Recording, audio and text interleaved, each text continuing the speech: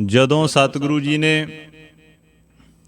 ਪੰਜਵੇਂ ਗੁਰਦੇਵ ਸ੍ਰੀ ਗੁਰੂ ਅਰਜਨ ਦੇਵ ਮਹਾਰਾਜ ਜੀ ਨੂੰ ਲਾਹੌਰ ਦੀ ਧਰਤੀ ਤੋਂ ਵਾਪਸ ਬੁਲਾਇਆ ਨਾ, ਕਿਉਂਕਿ ਸਤਿਗੁਰੂ ਜੀ ਨੇ ਉਹਨਾਂ ਨੂੰ ਭੇਜਿਆ ਸੀ। ਜਦੋਂ ਉਹਨਾਂ ਦੇ ਤਾਇਆ ਜੀ ਭਾਵ ਸੰਹਾਰੀ ਮੱਲ ਸੀ ਜੋ, ਔਰ ਉਹਨਾਂ ਦੇ ਸਪੁੱਤਰ ਦਾ ਵਿਆਹ ਸੀ, ਔਰ ਸਤਿਗੁਰੂ ਜੀ ਨੇ ਕਿਹਾ ਸੀ ਪ੍ਰਿਥੀ ਚੰਦ ਨੂੰ ਕਿ ਤੁਸੀਂ ਇਹਨਾਂ ਦੇ ਨਾਲ ਜਾਓ ਲਾਹੌਰ ਦੀ ਧਰਤ ਤੇ ਪ੍ਰਿਥੀ ਚੰਦ ਨੇ ਨਾਂਹ ਕਰ ਦਿੱਤੀ ਸੀ ਕਿ ਮੇਰੇ ਪਿੱਛੋਂ ਕਿਤੇ ਗੁਰਤਾ ਗੱਦੀ ਦੇ ਉੱਪਰ ਹੋਰ ਕੋਈ ਨਾ ਬੈਠ ਜਾਵੇ, ਹੋਰ ਕੋਈ ਕਾਬਜ ਨਾ ਹੋ ਜਾਵੇ। ਉਸ ਨੂੰ ਡਰ ਸੀ, ਔਰ ਪ੍ਰਿਥੀ ਚੰਦ ਦੇ ਹਿਰਦੇ ਦੇ ਅੰਦਰ ਲੋਭ ਵੀ ਸੀ ਕਿਤੇ ਨਾ ਕਿਤੇ, ਔਰ ਉਹ ਕੂੜ ਦੇ ਨਾਲ ਭਰਿਆ ਸੀ। ਪਰ ਧੰਨ ਸ੍ਰੀ ਗੁਰੂ ਅਰਜਨ ਦੇਵ ਜੀ ਮਹਾਰਾਜ ਜੋ ਸ਼ਾਂਤ ਚਿੱਤ ਸਰੂਪ, ਜਿਨ੍ਹਾਂ ਨੂੰ ਸਾਹਿਬ ਸ੍ਰੀ ਗੁਰੂ ਰਾਮਦਾਸ ਪਾਤਸ਼ਾਹ ਮਹਾਰਾਜ ਜੀਆਂ ਨੇ ਜਦੋਂ ਕਿਹਾ ਕਿ ਤੁਸੀਂ ਜਾਣਾ ਹੈ ਲਾਹੌਰ, ਤਾਂ ਮਾਤਾ ਭਾਨੀ ਜੀ ਨੇ ਫਿਰ ਸਮਝਾਇਆ ਕਿ ਪੁੱਤਰ ਜੀ, ਆਪਣੇ ਪਿਤਾ ਜੀ ਦਾ ਜੋ ਬਚਨ ਹੈ ਉਸ ਨੂੰ ਮੋੜਨਾ ਨਹੀਂ। ਪਹਿਲਾਂ ਮੈਂ ਆਪਣੇ ਪਿਤਾ ਜੀ ਦੇ ਨਾਲ ਬਚਨ ਕੀਤਾ ਸੀ, ਭਾਵ ਧੰਨ ਸ੍ਰੀ ਗੁਰੂ ਅਮਰਦਾਸ ਪਾਤਸ਼ਾਹ ਮਹਾਰਾਜ ਜੀਆਂ ਦੇ ਨਾਲ, ਕਿ ਸਤਿਗੁਰੂ ਜੀ ਕਿਰਪਾ ਕਰਿਓ, ਇਹ ਜੋ ਗੁਰਤਾ ਗੱਦੀ ਹੈ ਇਹ ਹੁਣ ਘਰ ਦੇ ਵਿੱਚ ਹੀ ਰਹਿ ਜਾਵੇ। ਤੇ ਸਤਿਗੁਰੂ ਜੀ ਨੇ ਕਿਰਪਾ ਕੀਤੀ ਸੀ, ਮਿਹਰਾਮਤ ਕੀਤੀ ਸੀ ਕਿ ਇਸ ਤਰ੍ਹਾਂ ਹੀ ਹੋਵੇਗਾ, ਔਰ ਉਹਨਾਂ ਬਚਨਾਂ ਨੂੰ ਪੂਰਾ ਕੀਤਾ ਧੰਨ ਸ੍ਰੀ ਗੁਰੂ ਅਰਜਨ ਦੇਵ ਮਹਾਰਾਜ ਜੀਆਂ ਨੇ। ਪਹਿਲਾਂ ਭਾਵੇਂ ਸਤਿਗੁਰੂ ਜੀਆਂ ਨੇ 2 ਚਿੱਠੀਆਂ ਲਿਖੀਆਂ, ਜਿਨ੍ਹਾਂ ਦੇ ਵਿੱਚ ਸਤਿਗੁਰੂ ਜੀ ਨੇ ਮਿਲਣ ਦੀ ਤਾਂਘ ਨੂੰ ਬਿਆਨ ਕੀਤਾ ਕਿ ਪਿਤਾ ਜੀ, ਪਰਮੇਸ਼ਰ ਸਰੂਪ ਆਪ ਜੀ ਨੂੰ ਮਿਲਣ ਨੂੰ ਬਹੁਤ ਚਿੱਤ ਕਰਦਾ ਏ। ਆਪਾਂ ਬਚਨ ਪੜ੍ਹਦੇ ਹਾਂ ਕਿ ਮੇਰਾ ਮਨ ਲੋਚੇ ਗੁਰਦਰਸ਼ਨ ਤਾਈ, ਬਿਲਪ ਕਰੇ ਚਾਤ੍ਰਿਕੀ ਨਿਆਈ। ਔਰ ਉਸ ਸਮੇਂ ਵੀ ਪ੍ਰਿਥੀ ਚੰਦ ਨੇ ਕਪਟ ਕਮਾਇਆ, ਉਹ ਦੋਵੇਂ ਹੀ ਚਿੱਠੀਆਂ ਧੰਨ ਸ੍ਰੀ ਗੁਰੂ ਰਾਮਦਾਸ ਪਾਤਸ਼ਾਹ ਮਹਾਰਾਜ ਜੀ ਦੇ ਕੋਲ ਪਹੁੰਚਣ ਨਹੀਂ ਦਿੱਤੀਆਂ। ਜਦੋਂ ਸਿੱਖ ਨੂੰ ਪਤਾ ਲੱਗਾ ਕਿ ਮੈਨੂੰ ਲੱਗਦਾ ਹੈ ਕਿ ਇਹ ਚਿੱਠੀਆਂ ਸਤਿਗੁਰੂ ਜੀ ਦੇ ਪਾਸ ਨਹੀਂ ਪਹੁੰਚ ਰਹੀਆਂ, ਫਿਰ ਉਹ ਧੰਨ ਸ੍ਰੀ ਗੁਰੂ ਰਾਮਦਾਸ ਪਾਤਸ਼ਾਹ ਮਹਾਰਾਜ ਜੀ ਦੇ ਕੋਲ ਸਿੱਧਾ ਹੀ ਚਲਿਆ ਗਿਆ। ਭਾਵ ਜਦੋਂ ਪ੍ਰਿਥੀ ਚੰਦ ਕੋਲ ਨਹੀਂ ਸੀ, ਉਹਨੇ ਸਮਾਂ ਵੇਖਿਆ, ਮੌਕਾ ਦੇਖਿਆ ਤੇ ਸਾਹਿਬ ਸ੍ਰੀ ਗੁਰੂ ਰਾਮਦਾਸ ਪਾਤਸ਼ਾਹ ਮਹਾਰਾਜ ਜੀ ਕੋਲ ਚਲਿਆ ਗਿਆ। ਇਹ ਸ੍ਰੀ ਅੰਮ੍ਰਿਤਸਰ ਸਾਹਿਬ ਦੀ ਗੱਲ ਹੈ। ਉਸ ਤੋਂ ਬਾਅਦ ਭਾਵੇਂ ਸਤਿਗੁਰੂ ਜੀ ਨੇ ਗੋਇੰਦਵਾਲ ਸਾਹਿਬ ਵੀ, ਜਦੋਂ ਸਤਿਗੁਰੂ ਸੱਚੇ ਪਾਤਸ਼ਾਹ ਆਪਣਾ ਸਰੀਰ ਤਿਆਗ ਗਏ ਨੇ, ਸਾਹਿਬ ਸ੍ਰੀ ਗੁਰੂ ਰਾਮਦਾਸ ਪਾਤਸ਼ਾਹ ਜੀ ਮਹਾਰਾਜ, ਪਰ ਜਦੋਂ ਇਹ ਸਾਰੀ ਵਾਰਤਾ ਹੋਈ, ਉਹ ਚਿੱਠੀਆਂ ਪ੍ਰਿਥੀ ਚੰਦ ਨੇ ਨਾ ਦਿੱਤੀਆਂ। ਸਤਿਗੁਰੂ ਸੱਚੇ ਪਾਤਸ਼ਾਹ ਜੀ ਨੇ ਸ੍ਰੀ ਗੁਰੂ ਅਰਜਨ ਦੇਵ ਮਹਾਰਾਜ ਜੀ ਨੂੰ ਜੋਗ ਜਾਣਦੇ ਹੋਏ ਆਪਣੀ ਹਯਾਤੀ ਦੇ ਵਿੱਚ, ਆਪਣੇ ਸਰੀਰ ਦੇ ਵਿੱਚ ਰਹਿੰਦਿਆਂ ਹੀ ਸ੍ਰੀ ਅੰਮ੍ਰਿਤਸਰ ਸਾਹਿਬ ਵਿਖੇ ਬਾਬਾ ਬੁੱਢਾ ਸਾਹਿਬ ਜੀ ਨੂੰ ਕਿਹਾ, ਤੇ ਉਹਨਾਂ ਨੇ ਜੋ ਗੁਰਤਾ ਦਾ ਤਿਲਕ ਹੈ, ਭਾਵ ਜੋ ਗੁਰਤਾ ਗੱਦੀ ਹੈ, ਸਾਹਿਬ ਸ੍ਰੀ ਗੁਰੂ ਅਰਜਨ ਦੇਵ ਮਹਾਰਾਜ ਜੀ ਨੂੰ ਨਾਰੀਅਲ ਲੈ ਕੇ ਔਰ ਕੁਛ ਕੁ ਪੈਸੇ ਲੈ ਕੇ, ਜੋ ਉਸ ਸਮੇਂ ਦਾ ਵਿਧਾਨ ਸੀ, ਉਹਨਾਂ ਨੂੰ ਨਮਸਕਾਰ ਕੀਤੀ ਔਰ ਆਪਣਾ ਵਾਰਸ ਬਣਾ ਦਿੱਤਾ ਕਿ ਅੱਜ ਤੋਂ ਬਾਅਦ ਸਾਡਾ ਸਰੂਪ ਜਾਣਨਾ ਹੈ ਸਾਹਿਬ ਸ੍ਰੀ ਗੁਰੂ ਅਰਜਨ ਦੇਵ ਮਹਾਰਾਜ ਜੀ ਨੂੰ, ਸਾਡੇ ਵਿੱਚ ਔਰ ਇਹਨਾਂ ਦੇ ਵਿੱਚ ਭੇਦ ਨਹੀਂ ਜਾਣਨਾ, ਜੋ ਕਵੀ ਸੰਤੋਖ ਸਿੰਘ ਜੀ ਨੇ ਲਿਖਿਆ ਹੈ।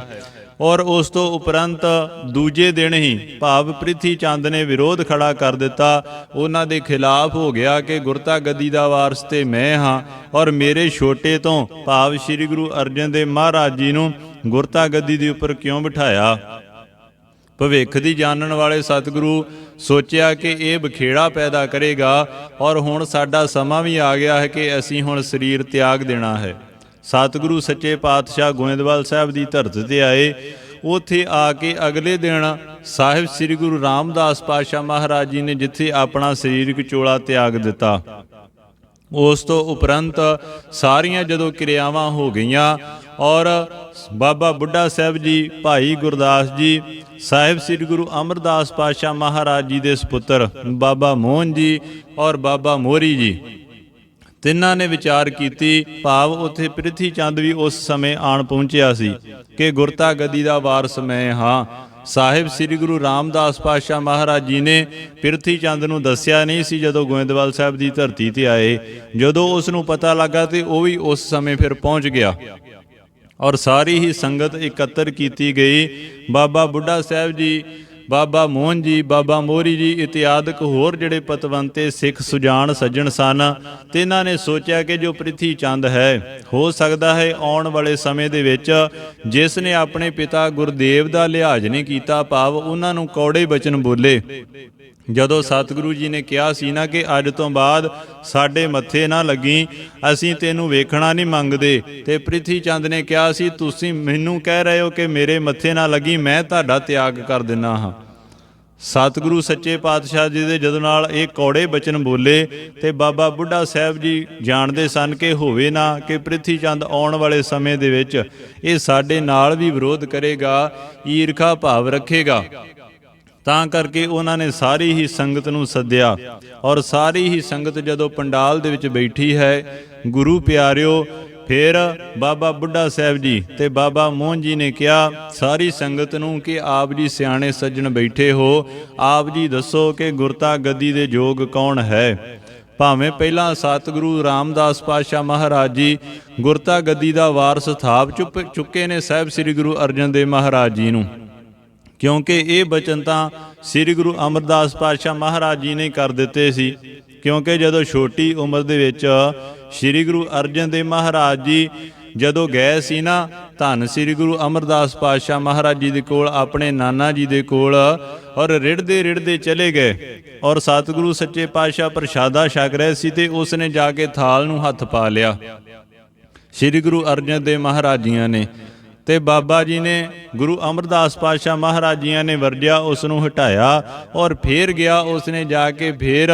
ਗੁਰੂ ਅਰਜਨ ਦੇਵ ਮਹਾਰਾਜ ਜੀ ਨੇ ਫੇਰ ਜਾ ਕੇ ਥਾਲ ਨੂੰ ਹੱਥ ਪਾਇਆ, ਤੇ ਸ੍ਰੀ ਗੁਰੂ ਅਮਰਦਾਸ ਪਾਤਸ਼ਾਹ ਮਹਾਰਾਜ ਜੀ ਦੇ ਬਚਨ ਸਨ, ਉਹ ਠਹਿਰਿਓ ਥਾਲ ਦਿਆ ਮਾਲਕਾ, ਇਹ ਥਾਲ ਤੂੰ ਆਪਣੇ ਪਿਤਾ ਦੇ ਕੋਲੋਂ, ਭਾਵ ਧੰਨ ਸ੍ਰੀ ਗੁਰੂ ਰਾਮਦਾਸ ਪਾਤਸ਼ਾਹ ਮਹਾਰਾਜ ਜੀ ਦੇ ਕੋਲੋਂ ਲਈ। ਔਰ ਅੱਜ ਜੋ ਆਪਾਂ ਗੁਰਤਾ ਗੱਦੀ ਦਿਵਸ ਮਨਾ ਰਹੇ ਹਾਂ, ਸਾਨੂੰ ਲੋੜ ਹੈ ਅਕੀਦੇ ਦੀ, ਕਿਉਂਕਿ ਜਿਨ੍ਹਾਂ ਦੇ ਬਾਬਤ ਭੱਟ ਸਾਹਿਬਾਨ ਜੀ ਕਹਿੰਦੇ ਨੇ, ਜਬ ਲਓ ਨਹੀਂ ਭਾਗ ਲਿਲਾਰ ਉਦੈ, ਤਬ ਲਓ ਭ੍ਰਮ ਤੇ ਫਿਰਤੇ ਬਹੁਤਾਇਓ, ਕਲ ਘੋਰ ਸਮੁੰਦਰ ਮੈਂ ਬੂਢਤ ਥੇ, ਕਬ ਊਹ ਮਿਟਹਿ ਨਹੀਂ ਰੇ ਪਛਤਾਇਓ, ਤਤ ਵਿਚਾਰ ਜਹ ਮਥੁਰਾ, ਜਗ ਤਾਰਨ ਕੋ ਅਵਤਾਰ ਬਨਾਇਓ, ਜਪਿਓ ਜਿਨ ਅਰਜਨ ਦੇਵ ਗੁਰੂ, ਫਿਰ ਸੰਕਟ ਜੋਨ ਗਰਭ ਨਾ ਆਇਓ। ਜੇ ਆਪਾਂ ਹੋਰ ਬਚਨ ਪੜ੍ਹੀਏ, ਕਹਿੰਦੇ ਧਰਨ ਗਗਨ ਨਵ ਖੰਡ ਮੈਂ, ਜੋਤ ਸਭ ਰੂਪੀ ਰਹਿਓ ਭਰ, ਭਨ ਮਥੁਰਾ ਕਛ ਭੇਦ ਨਹੀਂ, ਗੁਰ ਅਰਜਨ ਪ੍ਰਤੱਖ ਹਰ, ਭਾਵ ਸਾਹਿਬ ਸ੍ਰੀ ਗੁਰੂ ਅਰਜਨ ਦੇਵ ਮਹਾਰਾਜ ਜੀ ਪ੍ਰਤੱਖ ਹਰੀ ਪਰਮੇਸ਼ਰ ਇਸ ਧਰਤੀ ਦੇ ਉੱਪਰ ਆਏ। ਆਪਾਂ ਦੇਖੀਏ ਕਿ ਕਿੱਡੇ ਮੰਦੜੇ ਭਾਗ ਹੋਣਗੇ ਪ੍ਰਿਥੀ ਚੰਦ ਦੇ, ਜਿਸ ਨੇ ਆਪਣੇ ਪਿਤਾ ਗੁਰਦੇਵ ਦੇ ਨਾਲ, ਭਾਵ ਪਿਤਾ ਗੁਰਦੇਵ ਦੇ ਨਾਲ ਉਸਨੇ ਲੜਾਈ ਕੀਤੀ, ਉਹਨਾਂ ਦੇ ਖਿਲਾਫ ਹੋ ਗਿਆ, ਸਾਹਿਬ ਸ੍ਰੀ ਗੁਰੂ ਅਰਜਨ ਦੇਵ ਮਹਾਰਾਜ ਜੀ ਦੇ ਵੀ ਖਿਲਾਫ ਰਿਹਾ। ਔਰ ਐਸੇ ਦੀਨ ਦਿਆਲ ਕਿਰਪਾਲੂ ਸਤਿਗੁਰੂ ਜਦੋਂ ਆਪਾਂ ਬਚਨ ਪੜਾਂਗੇ ਕਿ ਕਲਯੁਗ ਜਹਾਜ ਅਰਜਨ ਗੁਰੂ, ਸਗਲ ਸ੍ਰਿਸ਼ਟ ਲਗਵੇ ਤਰੋ, ਔਰ ਜੋ ਹੁਣ ਆਪਾਂ ਕੱਲ ਦਿਹਾੜਾ ਮਨਾ ਕੇ ਹਟੇ ਹਾਂ, ਭਾਵ ਪਹਿਲਾ ਪ੍ਰਕਾਸ਼ ਪੁਰਬ ਧੰਨ ਸ੍ਰੀ ਗੁਰੂ ਗ੍ਰੰਥ ਸਾਹਿਬ ਪਿਤਾ ਮਹਾਰਾਜ ਜੀ ਦਾ, ਇਹ ਵੀ ਸਾਹਿਬ ਸ੍ਰੀ ਗੁਰੂ ਅਰਜਨ ਦੇਵ ਮਹਾਰਾਜ ਜੀ ਦੀ ਦੇਣ ਹੈ। ਉਹਨਾਂ ਨੇ ਜਦੋਂ ਦੇਖਿਆ ਕਿ ਪ੍ਰਿਥੀ ਚੰਦ ਦਾ ਪੁੱਤਰ ਮਿਹਰਬਾਨ ਹੈ, ਜੋ ਉਹ ਬਾਣੀ ਦੇ ਵਿੱਚ ਰਲਾ ਕਰ ਰਿਹਾ ਏ, ਔਰ ਜਦੋਂ ਕਿਸੇ ਸਿੱਖ ਦੇ ਕੋਲੋਂ ਐਸਾ ਸ਼ਬਦ ਉਚਾਰਨ ਕਰਦੇ ਸੁਣ ਲਿਆ ਮਾਸ਼ਾ ਜੀ ਨੇ, ਤੇ ਉਹਨਾਂ ਪੁੱਛਿਆ ਕਿ ਭਾਈ ਇਹ ਤੂੰ ਕਿੱਥੋਂ ਸਿੱਖਿਆ ਏ, ਤਾਂ ਉਸ ਸਿੱਖ ਨੇ ਜਦੋਂ ਸਾਰੀ ਵਾਰਤਾ ਦੱਸੀ, ਤੇ ਸਤਿਗੁਰੂ ਜੀ ਫਿਕਰਮੰਦ ਹੋ ਗਏ ਕਿ ਇਹ ਬਾਣੀ ਦੇ ਵਿੱਚ ਭਾਵ ਕੱਚੀ ਬਾਣੀ ਰਲਾਈ ਜਾ ਰਹੀ ਹੈ।